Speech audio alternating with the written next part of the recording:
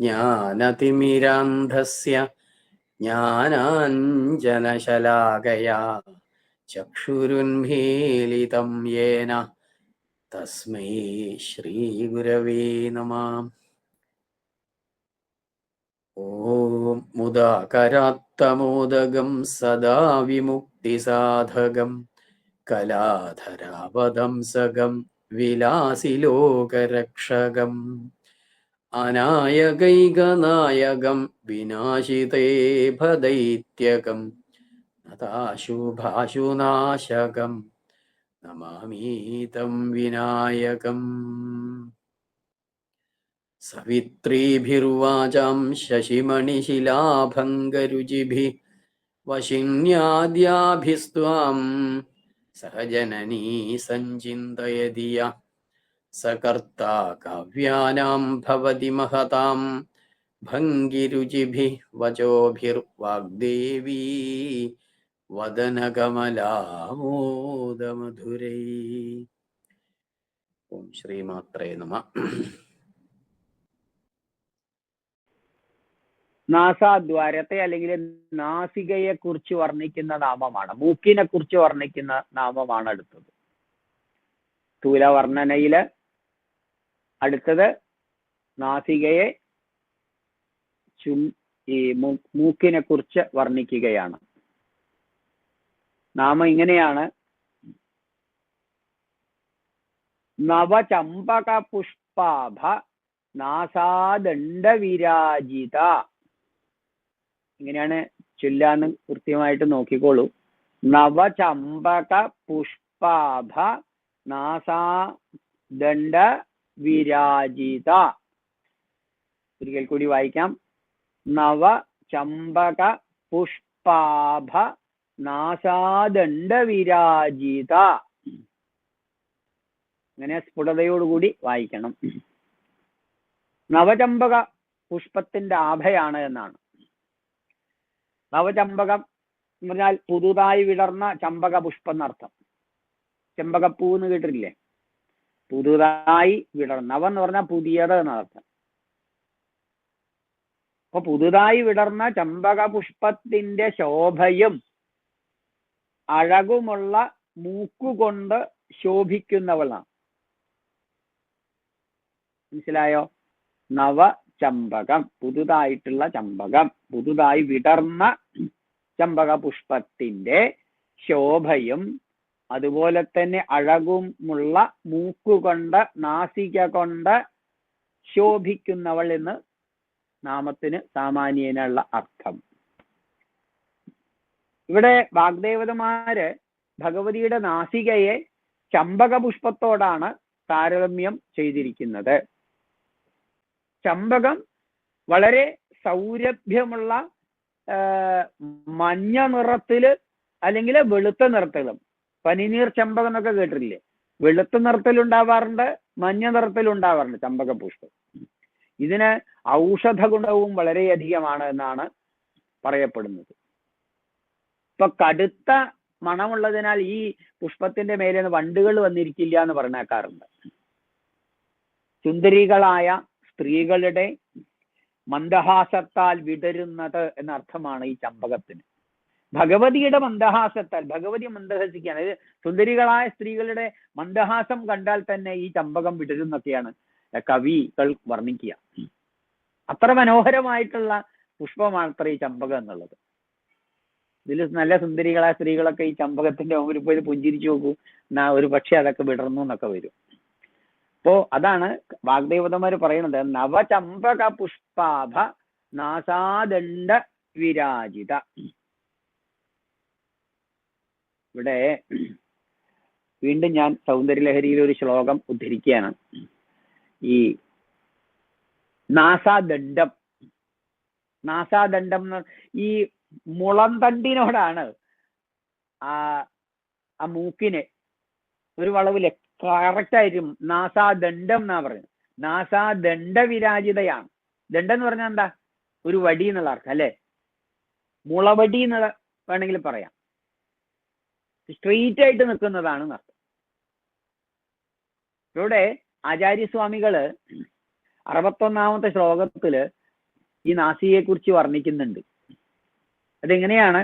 അസൗ നാസാവംശ തുഹിനഗിരി വംശ ധ്വജപടി തുദീയോ നേദീയ ഫലതു ഫലമസ്മാകമുചിതം വഹത്യന്തർമുക്താഹ ശിശിരകര നിശ്വാസഗളിതം സമൃദ്ധ്യായത്താസാം ബഹിരപി ച മുക്താമണീധര.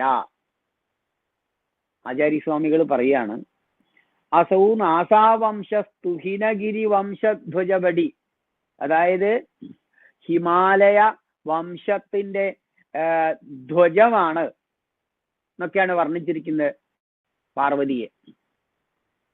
അപ്പോ ഈ നാസാവംശമുണ്ടല്ലോ, ഈ മൂക്ക് ഉണ്ടല്ലോ, അത് ഞങ്ങൾക്ക് നാസികയാകുന്ന ആ മുളങ്കോല്, നാസാദണ്ഡകർ മുളങ്കോലിനോടാണ് ഉപമിച്ചിരിക്കുന്നത്. ആചാര്യസ്വാമികൾ പറയാണ്, നാസികയാകുന്ന ഈ മുളങ്കോല് ഞങ്ങൾക്ക് സമീപസ്ഥവും അടുത്തതും അതുപോലെ തന്നെ ഉചിതവുമായ ഫലങ്ങൾ പ്രദാനം ചെയ്യട്ടെ, ഉണ്ടാക്കി തരട്ടെ എന്ന്. എന്താണ് അങ്ങനെ പറയാനുള്ള കാരണം എന്ന് ഈ മൂക്കിനോടാണ് പറയുന്നത്. എന്തുകൊണ്ടാണ് അങ്ങനെ പറയുന്നത്? അടുത്ത വരിയിൽ നമുക്ക് നോക്കാവുന്നതാണ്. അദ്ദേഹം പറയാണ്, ഈ ഭഗവതിയോട്, ആ ഭഗവതി പാർവതി തുഹിനഗിരി വംശധ്വജപടിയാണ്, ഹിമാലയ വംശത്തിന്റെ കീർത്തിയെ ഒക്കെ കാത്തു സൂക്ഷിക്കുന്നവളാണ്. അപ്പൊ അവളോട് പറയാണ്, നാസികയാകുന്ന ഈ മുളങ്കോൽ, നാസികയെ മുളങ്കോലിനോട് ഉപമിച്ചിരിക്കുന്നു, താരതമ്യം ചെയ്തിരിക്കുന്നു. അത് ഞങ്ങൾക്ക് സമീപസ്ഥവും അതുപോലെ തന്നെ ഉചിതവുമായ ഫലങ്ങൾ പെരുമാറാകട്ടെ.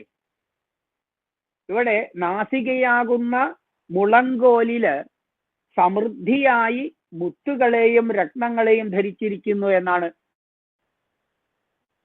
കവികൾ പറയുന്നത്. ഈ മുളയുടെ തണ്ടില് മുത്തുകൾ ഉണ്ടാവും എന്ന് പറയാറുണ്ട്. കവി ഭാവനയാണ്.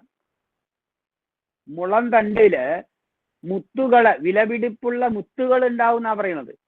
അതുകൊണ്ടാണ് മൂക്കിനെ ഇവിടെ മുളം തണ്ടിനോട് ഉപമിച്ചിരിക്കുന്നത്, നാസാദണ്ഡം എന്ന് പറയാനുള്ള കാരണം. അതിലും പ്രത്യേകിച്ച് ഇടത്തെ മൂക്കിലാണതിന്. നാസികയാകുന്ന ഈ മുളം കോലില് സമൃദ്ധിയായ മുത്തുകളെയും രത്നങ്ങളെയും ധരിച്ചിരിക്കുന്നു എന്നാണ് പറയുന്നത് ഭഗവതിയുടെ. ഇത് ലഭിച്ചാൽ പോരെ, ഈ മുത്തുകൾ രത്നങ്ങളൊക്കെ ലഭിച്ചാൽ പോരെ നമുക്ക്? അതുകൊണ്ടാണ് ഞങ്ങൾക്ക് സമീപസ്ഥവും അതുപോലെ തന്നെ ഉചിതവുമായ ഫലങ്ങൾ തരട്ടെ എന്ന് പ്രാർത്ഥിക്കുന്നത്. ഇപ്പോ ശിശിരകരൻ എന്ന് പറഞ്ഞാൽ ചന്ദ്രനാണ്. ശിശിരകര നിശ്വാസഗളിതമാണ്. ശിശിരകരൻ ചന്ദ്രന്റെ നിശ്വാസത്താൽ, ശ്വാസിക്കുക എന്ന് പറഞ്ഞാൽ മേൽപോട്ട് ശ്വാസം എടുക്കുക, നിശ്വാസം എന്ന് പറഞ്ഞാൽ പുറത്തേക്ക് എടുക്കുക. അപ്പോ ഇടത്തെ മൂക്കിലൂടെ ഈ ചന്ദ്രൻ ശീതകരൻ അദ്ദേഹം നിശ്വസിച്ചപ്പോൾ, ശ്വാസം പുറത്തേക്ക് തള്ളിയപ്പോൾ, അതിൽ നിന്ന് മൂക്ക്, ആ നാസാദണ്ഡത്തില് പ്രത്യേകിച്ച് ഇടത്തെ മൂക്കിന്റെ ഉള്ളിലൊക്കെ സമൃദ്ധിയായിട്ട് മുത്തുകള്, വിലപിടിപ്പുള്ള മുത്തുകൾ ഇരിക്കുകയാണ്. അത് ദീർഘനിശ്വാസത്താൽ ആ മൂക്കിന്റെ ഉള്ളിൽ നിന്നും ഒരു മുത്ത് പുറത്തു പോയതാണ് ഭഗവതി മൂക്കുത്തിയായിട്ട് അണിഞ്ഞിരിക്കുന്നത് എന്നാണ് അവിടെ പറയുന്നത്. മനസ്സിലാവുന്നുണ്ടോ? അതാണ് ദേവിയുടെ മൂക്കുത്തി എന്ന് ആചാര്യസ്വാമികളെ പറയുന്നു. യത്താസാം ബഹിരപിച്ച മുക്താമണിധര, ദേവി പുറത്ത് അണിഞ്ഞിരിക്കുന്ന ആ മുത്ത് അത് മൂക്കുത്തിയായിട്ട് ധരിച്ചിരിക്കുന്നു എന്ന് ആചാര്യസ്വാമികള് പറയുകയാണ്. ഇപ്പൊ ഇവിടെ മുളകളുടെ ഉള്ളില് മുത്തുമണികൾ ഉണ്ടാകുമെന്ന് കവിവചനം, കവികൾ അങ്ങനെ പറയാറുണ്ട്.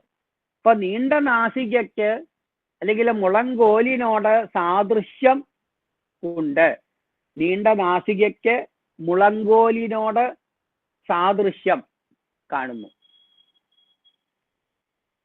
ഇവിടെ ഇടത്തെ നാസികയിലൂടെ ശീതകരൻ എന്ന് പറഞ്ഞാൽ ചന്ദ്രനും അതുപോലെ തന്നെ വലത്തെ നാസികയിലൂടെ സൂര്യനും സഞ്ചരിക്കുന്നതാണ്. അല്ലെങ്കിൽ ചന്ദ്രന്റെ രശ്മികളോ അല്ലെങ്കിൽ ചന്ദ്രന്റെ അംശങ്ങളോ